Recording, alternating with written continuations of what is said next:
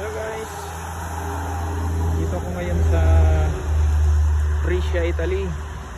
Ayan, ang ganda ng lake nila oh. Ayan, mga idol oh, ang ganda ng view dito. So mapags. Dito ako tumigil sa sa gilid, parkingan. So yun, may barko. Ayan oh. So dyan ako nang galing sa ibaba na yan, doon sa kabila. Umikot ako dyan oh. Umikot ako dyan mga idol. So puro tunnel dyan sa bundok na yan. Puro tunnel yung linaanan ko dyan. Yan. So inikutan ko yung anong yan, lake na yan. So dyan ako galing kahapon. Dyan mga idol, dyan sa dulo na yan. Dyan ako galing.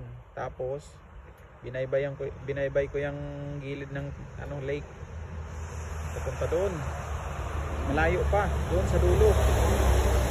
Tapos dito na ako lumabas dito. Yan, sa lubungan lang yung daan mga idol. So, maulan dito, maulan sa Italy, sa Brescia.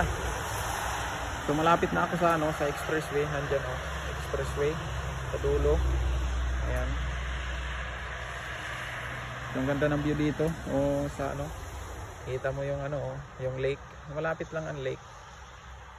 So may mas malapit sana doon sa sa lake mismo.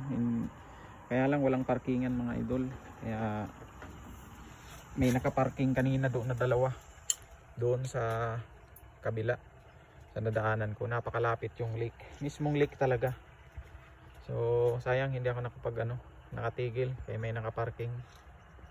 So ayan, malamig dito, malamig. Shout out sa inyong lahat, sa mga new followers ko dyan. Maraming salamat sa pag-follow nyo mga idol. So mega shout out sa inyong lahat, sa mga nanonood ng aking mini vlog. Sa mga silent viewers ko dyan, maraming salamat sa panonood nyo. Bye bye.